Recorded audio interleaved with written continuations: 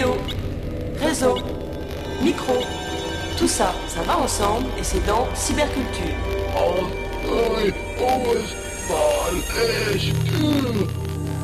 Cryo, le lieu magique où tout a commencé. Nous y sommes allés. Tout sur l'assassinat de Kennedy en CD-ROM avec même des images de synthèse. Trait X. Enfin, plus ou moins X. Ou Y ou Z. Les infos des stars de la presse spécialisée. Pendant que les hommes politiques veulent nous protéger de l'invasion de la culture américaine, les ados, eux, se japanisent à donf. Une anthologie des plus beaux monstres des jeux vidéo. Et enfin, découvrez comment coder toutes vos émotions sur Internet.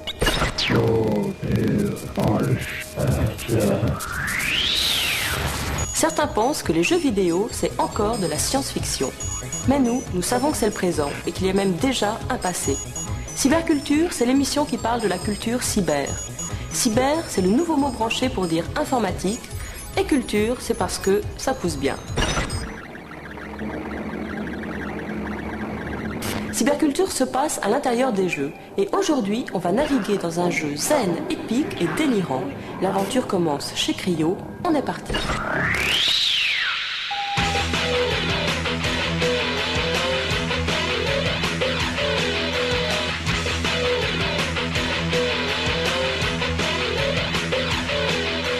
Cryo, c'est à Paris, dans le 18e arrondissement. Et c'est une des sociétés de développement de jeux les plus réputées dans le monde. Dune, Megares, KGB et Dragon Lore sont déjà des succès internationaux. Les 130 personnes qui y travaillent sont en train de développer une dizaine de jeux pour des éditeurs français et américains. C'est ici que Philippe Ulrich, Didier Bouchon et Marcello Mora ont conçu et fabriqué leur dernier jeu, Commander Blood. Mon rôle, ça a été plus de faire l'écriture, disons le scénario. Moi, je suis arrivé pour faire la fabrication de tout ce qui était les marionnettes. Et puis après, je me suis occupé un petit peu de la gestion graphique de l'équipe. Moi, j'ai surtout assuré une partie de la programmation. J'étais là au départ avec Philippe pour concevoir l'ensemble du jeu, comment il allait marcher. Je me suis plus concentré sur la 3D en temps réel. Cette année, ça a été ça l'innovation. Il y a 2 ans, Commander Blood, c'était un petit peu ça. C'est un dessin qu'avait fait Didier. Donc sur ce dessin, qui est déroulé, donc vous avez tout le tableau de bord. Trompe adulte.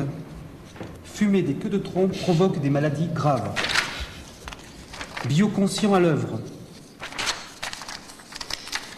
Très jeune tubular brain. Bugol. Croulis de Mastachoc, les pires. Tout quoi, tout un univers. C'est pas comme au cinéma où on écrit le scénario et on suit la partition après. Disons qu'on évolue avec justement les découvertes qui sont faites par les programmeurs dans la mesure où ils nous amènent une matière toujours nouvelle et à la pointe de ce qui se fait. Avec le moteur qui a été développé, on peut imaginer par exemple des systèmes qui vivent. Un exemple, un Isval qui a de quoi manger va se reproduire. S'il se reproduit sur la planète, il va avoir une technologie et aller avec un vaisseau spatial sur une autre planète, ainsi de suite. C'est-à-dire le monde vivra et on vivra son aventure à l'intérieur de ce monde et on le fera croître, on l'organisera. On joue à Dieu, quoi. Moi, ce que j'aime bien dans le jeu, c'est son côté fou, pas sérieux du tout. Il y a l'humour de Philippe, il y a les personnages qui sont un peu frappadingues et ça, j'adore ça. On a essayé d'apporter une dimension dans le jeu à travers les technologies effectivement évoquées, mais surtout un état d'esprit, c'est-à-dire se faire plaisir avant tout. Maintenant que le monde est créé, on peut injecter dans ce monde des nouvelles aventures. Commander Blood, ça n'est qu'un début. Et voilà, on est Commander Blood aux commandes de notre vaisseau spatial. On a une mission assez spéciale. Percer le mystère de la vie en remontant jusqu'au Big Bang. Carrément. Pour une fois, ici, c'est pas comme dans Mario, Zelda, Prince of Persia ou LBA. On n'a personne à tuer, aucune jeune fille à délivrer et même pas un monde à sauver. Notre mission est beaucoup plus personnelle.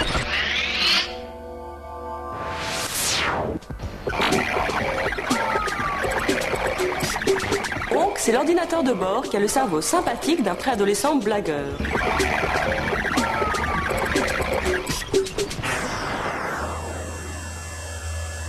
Tout au début du jeu, il repère la planète Corpo. C'est parti, on y va. Et sur qui on tombe? Sur un adorable rat-éléphant, Isvalito. Et comment on lui parle? Avec des mots-clés qui orientent le dialogue.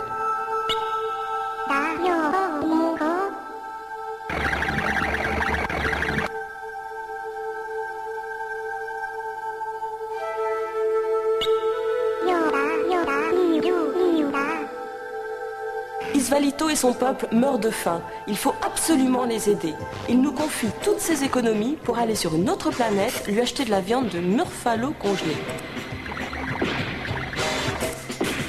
Le boucher refuse de nous servir?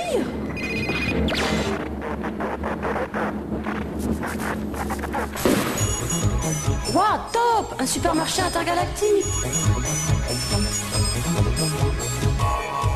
J'ai un petit problème. Je viens de dépenser tout l'argent d'Isvalito au supermarché et j'ai toujours pas de viande de murfalo congelée. C'est mon premier cas de conscience. Je suis désespérée.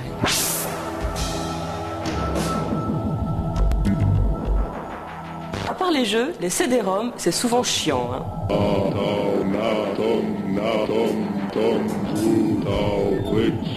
On se demande ce que ça apporte de plus que les livres, les documentaires ou les encyclopédies papier, et en plus, ça coûte cher.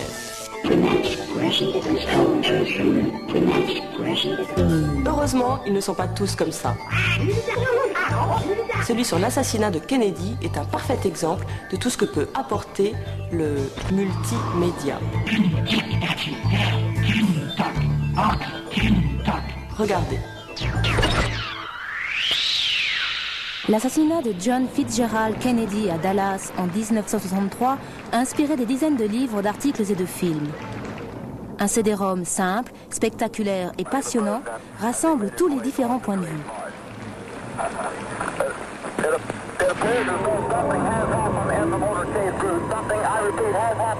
Qui a tué JFK? À nous de mener l'enquête et d'en tirer nos propres conclusions.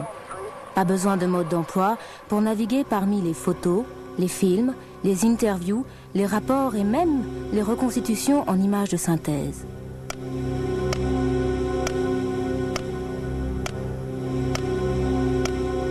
Voici les positions des témoins sur les lieux de l'assassinat. D'après le rapport de la première commission, contesté depuis, Kennedy aurait été tué par Lee Harvey Oswald, qui aurait tiré 3 coups de feu à partir du 6e étage de cet immeuble. Voici son point de vue reconstitué dans le viseur de son arme. La première balle, appelée la balle magique, aurait transpercé la tête du président par l'arrière, puis aurait rebondi pour aller blesser à l'épaule le sénateur Conley, assis à l'avant. En fouillant dans les photos d'archives du CD-ROM, on tombe presque par hasard sur les photos des blessures du président. Ça donne froid dans le dos. Mais surtout, on s'aperçoit que sa tête est entière. Or, d'après l'image 313 du film de Zapruder, un témoin qui a filmé en 8 mm avec un téléobjectif, on voit précisément une balle arracher une partie de la tête du président. Alors, qui détient la vérité? Castro? La mafia? La CIA? Le FBI? À nous d'enquêter.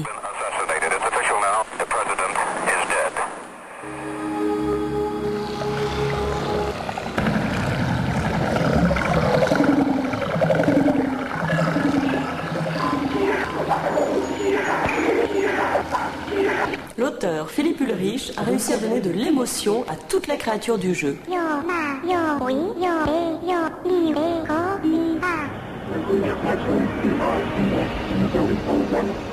Et cette émotion, quand on joue, on la ressent vraiment. Parfois on est angoissé ou mort de peur de ne pas y arriver, mais toujours émerveillé de découvrir une nouvelle planète, heureux de faire des rencontres surprenantes. Ces extraterrestres qui vivent dans le futur ont une vraie personnalité avec des défauts et des qualités. Ils nous ressemblent, ils ont les mêmes préoccupations que nous.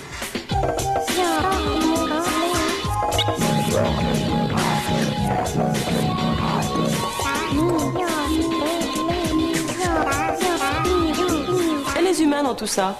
Eh bien, ils sont en train de découvrir les CD-ROM porno. Se vendent-ils vraiment si bien ou pas du tout? C'est la grosse polémique du moment parce que c'est quasiment impossible d'avoir les chiffres. En tout cas, la production est grande et le choix est large.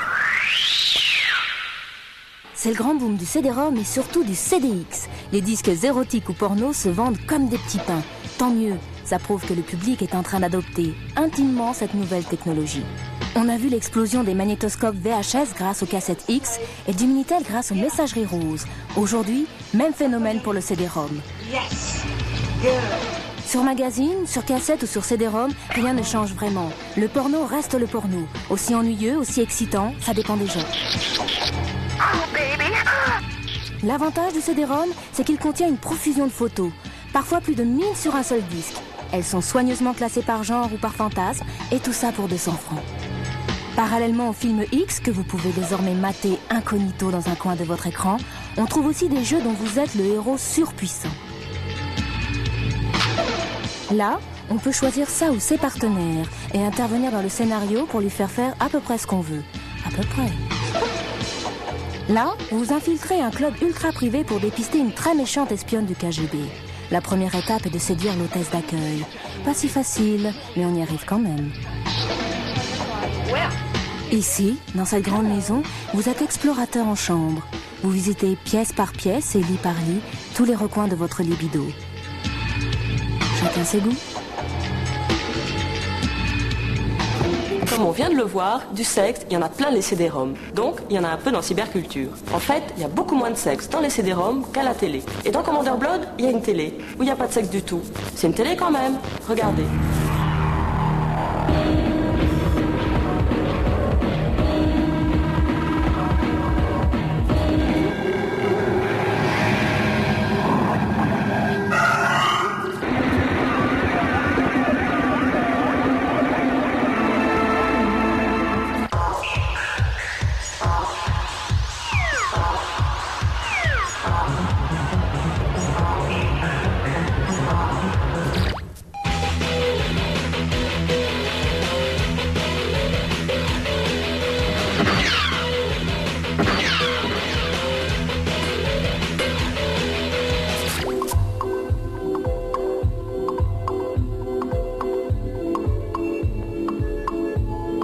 Vous avez vu, il y a même une émission sur les jeux vidéo qui présente Commander Blood, comme Cyberculture.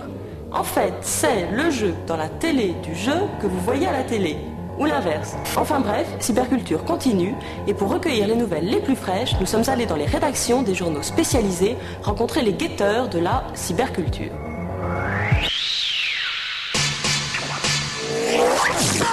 Oui, la réalité virtuelle sur PC, c'est pour 95, c'est sûr. Tout le monde s'y est mis, les grands constructeurs arrivent. Compaq, par exemple, après a montré un casque à Las Vegas qui était fabuleux. Et avec l'arrivée de nouvelles cartes qui permettent de booster un petit peu les capacités graphiques des PC, on va vraiment avoir une machine qui sera capable de gérer beaucoup de graphismes et donc de plonger les joueurs dans la réalité virtuelle. Et du coup, les premiers jeux vont arriver d'ici septembre-octobre avec les casques et ça va être à moins de 2000 francs. Internet était un réseau qui permettait d'envoyer des messages, de naviguer dans les bases de données de la planète. Et maintenant, on peut téléphoner pour des prix très très bas, pour à peu près 80 francs de l'heure, au lieu de 400 francs, qui est le tarif normal de téléphone pour les États-Unis. Et c'est un petit programme qui permet de faire ça, qui vaut 50 $, qui vient de sortir et qui est appelé probablement un grand succès. En ce qui concerne le online et les consoles de jeux vidéo, effectivement, on peut s'attendre à beaucoup de choses, beaucoup d'évolutions. Sega a pris un petit peu d'avance aux États-Unis avec son Sega Channel via le réseau câblé. Nintendo, ne voulant pas être en reste, est en train de regarder ce qu'il peut faire avec le satellite, notamment Satellaview. C'est le système qu'ils sont en train de mettre en place au Japon. Le câble ou le satellite en France ne sont pas développés comme ils peuvent l'être aux États-Unis, en Angleterre ou au Japon. Et ça va prendre un petit peu plus de temps, c'est clair. La grande nouveauté ce mois-ci, c'est l'alliance de la mafia, en particulier de la mafia russe et des pirates informatiques, donc des hackers. Tous les mois, il y a des milliers de raids qui sont faits depuis la Russie jusqu'aux États-Unis dans les plus grandes entreprises pour décharger de l'argent, des renseignements qui peuvent être revendus. Et les hackers qui font ces raids sont souvent des mineurs utilisés donc par la mafia. Et très très souvent, j'imagine que les grosses personnes qu'il y a dans la mafia ne sont pas des spécialistes, eux, de l'informatique. Là où les chiffres sont intéressants, c'est que 50% des ventes sont effectuées sur le loisir, 50% sur le jeu. Mais ça, c'est dans les 2 premiers mois d'utilisation. Très rapidement, 80% deviennent à usage ludique. Une des choses les plus intéressantes qui se passe peut-être dans le multimédia en ce moment, c'est le rapprochement du multimédia offline, c'est-à-dire les CD-ROM, et du multimédia online, c'est-à-dire ces réseaux comme Internet sur lequel on peut se connecter avec un modem. Et j'ai pu voir au dernier Emilia, par exemple, un titre qui était présenté par la société Continuum, cette société de Bill Gates qu'il a créée pour acheter les droits des œuvres d'art, où vous pouviez non seulement visualiser les œuvres d'art sur le CD-ROM, mais en plus vous pouviez mettre à jour le CD-ROM avec votre modem en vous connectant sur Internet. Et ce genre d'opération va se développer de plus en plus. Ouais, et ben le Newton aura bientôt de la concurrence. On a découvert une petite société française qui, depuis 10 ans, conçoit des ordinateurs de poche un peu semblables à celui-ci et qui les a licenciés à des constructeurs comme Hitachi, Epson, NCR, qui aujourd'hui est prête avec un nouveau prototype à inonder le marché avec une machine donc compatible PC qui vaut moins de 3000 francs sortie d'usine, qui ressemble à ça, qui communique par ondes radio et qui est déjà déclinable en une foule d'appareils de poche, que ce soit poste de radio, récepteur de télévision, voire même combiné téléphonique. C'est français, ça ne cherche plus que des constructeurs, et c'est donc cocorico. Eh bien, le grand sujet du moment, c'est justement l'arrivée des nouvelles consoles. Alors, il y a celle de Sony, celle de Sega et celle de Nintendo. Alors, ça va être le grand match de l'année. Alors, on voit une stratégie très différente parce que l'essentiel du problème, c'est d'avoir un grand nombre de jeux et des jeux de qualité. C'est ce qui fait vendre une machine. Alors Sega et Sony prennent une stratégie qui est commune.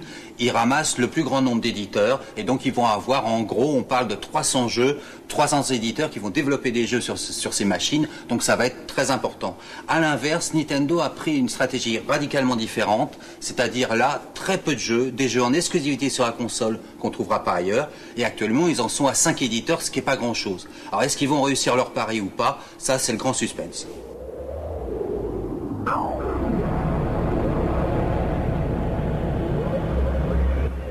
Commander Blood, c'est comme un roman, comme un film. On est tellement pris dans l'histoire qu'on a envie de continuer.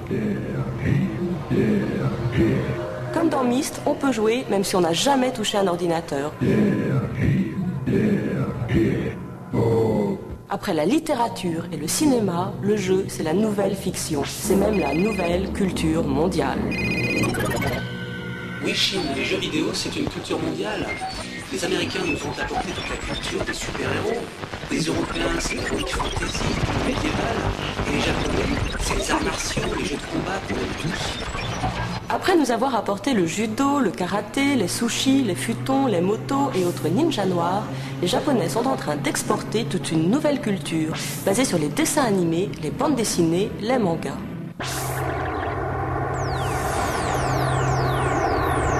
Vous vous souvenez, Goldorak?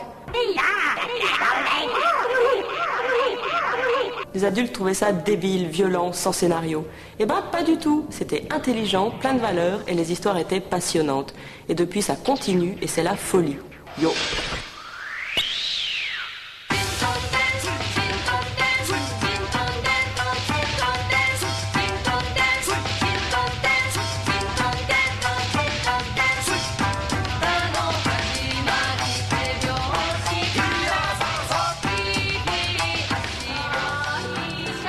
En France, ceux qui ont découvert, c'est par les dessins animés à la télé. C'était Candy, Goldorak, Albator, ça c'est la première génération. Après il y a eu une seconde génération, c'était au début de Dragon Ball, les 4-16, et maintenant ça continue.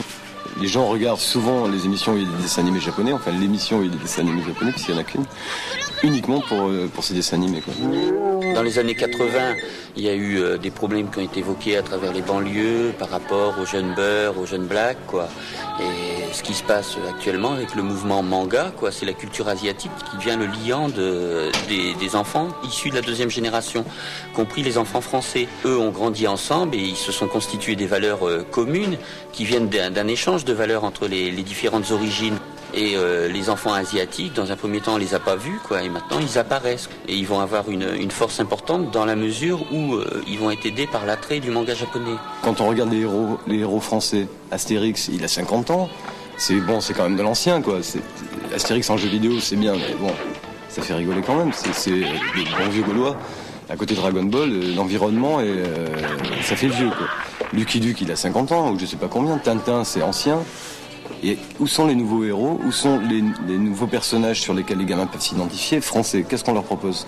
Rien du tout. Donc, évidemment, ils vont chercher au Japon, où alors là, il y a une production tellement énorme qu'ils trouvent tout ce qu'ils veulent. C'est aussi une réaction à Disney, le dessin animé japonais. Parce que Disney a cultivé la niaiserie chez l'enfant. Dans le mouvement manga, il y a quand même un pôle d'intérêt qui est l'action, quoi.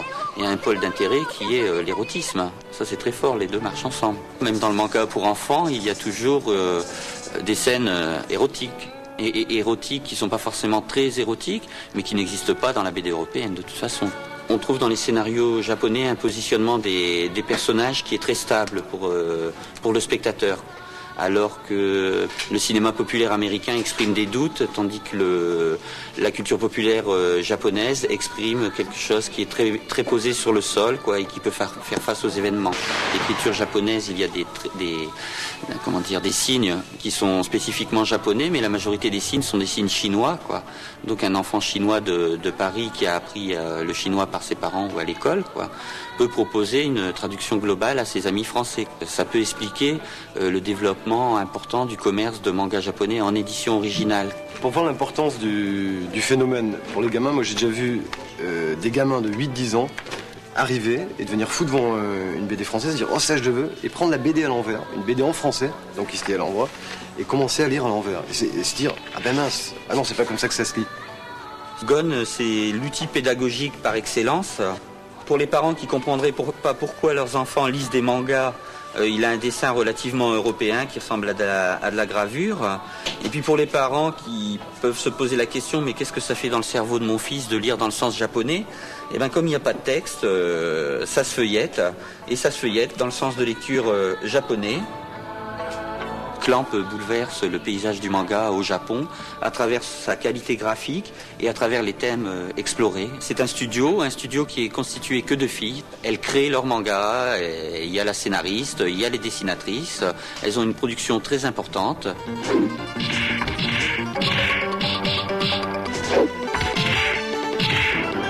Tonkam, qui est une boutique importante dans le développement de l'histoire du manga, n'est pas maître du mouvement manga. Il y a beaucoup de choses qui se passent à notre insu qu'on ne connaît pas. C'est un monde qui a ses secrets.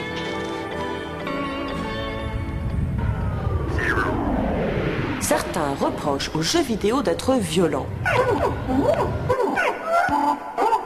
C'est une idée reçue. Pour s'en convaincre, il suffit de jouer au moins une fois. C'est pas plus violent que les dragons des contes de fées. Et pour les amateurs d'émotions fortes, voici quand même un petit zapping des monstres du XXe siècle.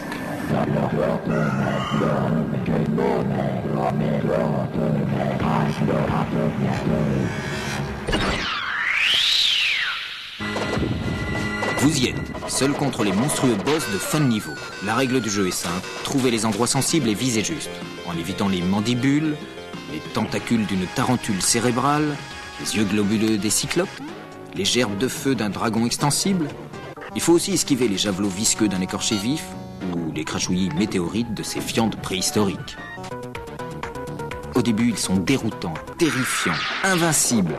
À la fin, c'est vous le vrai boss, le héros triomphant. Bonne chance.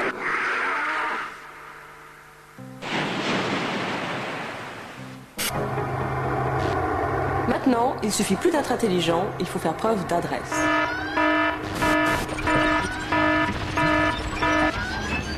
Le bionium, c'est une drogue. Une drogue pour ordinateur qui décuple leurs capacités. On en trouve dans un univers virtuel, dans le cyberspace de la tête du robot Scrotter Joe. Techniquement, c'est assez fort. C'est tout un univers en 3 dimensions, en temps réel, dans lequel on agit en direct. C'est pas facile d'attraper du bionium au début. Ensuite, il faut le faire rentrer dans le ventre des Raymantins. Mais c'est quand même réalisable avec un peu de patience et beaucoup d'entraînement. Mais tout de suite, je vous propose de retrouver un autre cyberspace, le réseau Internet. Internet, c'est beaucoup plus compliqué, beaucoup moins beau. Mais depuis quelques temps, il s'y développe un nouveau langage. Allez-y, et moi je continue à collecter du bionium. Waouh! Fermez la parenthèse. Voici un visage qui sourit. Il faut juste pencher la tête pour s'en apercevoir. On trouve ce petit dessin fabriqué à partir des signes de ponctuation en abondance sur le réseau Internet. Internet, c'est le plus grand réseau informatique international, le dernier endroit à la mode. On s'y connecte avec un ordinateur et un modem, mais ce n'est pas si facile. Depuis la France, les temps de connexion sont souvent très longs. Et c'est tellement compliqué qu'il vaut mieux être accompagné pour faire ses premiers pas de cybernaute.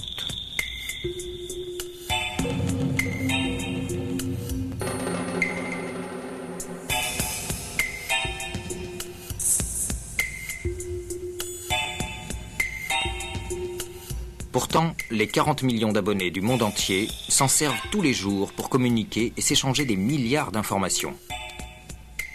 Et ils écrivent. Mais comment faire passer rapidement ces émotions à travers ce média froidement électronique? Eh bien, en utilisant des petits raccourcis, ce sont les émoticônes, contraction de émotion et icône. Ils sont tous dérivés du smiley de base et se déclinent à l'infini.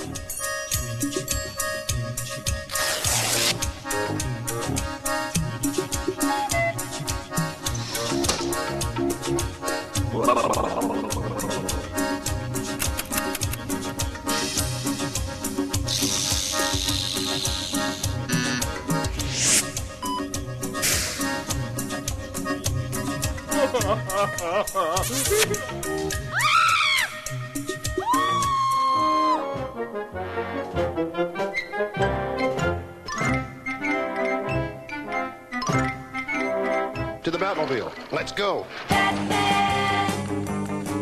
Mais s'il donne de l'amour à ma mère, c'est tout ce qui compte. T'as raison, monsieur. S'il donne des sous à Homer, c'est tout ce qui compte en banque. Et maintenant, je sors du cyberspace.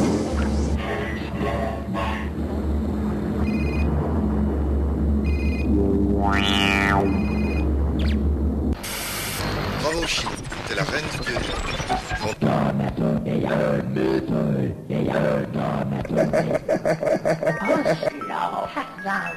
Et si, c'est bientôt fini. J'espère que vous avez apprécié cette quête intergalactique pleine de rencontres, de surprises et d'aventures qui a reçu le prix du plus beau jeu vidéo à Imagina cette année.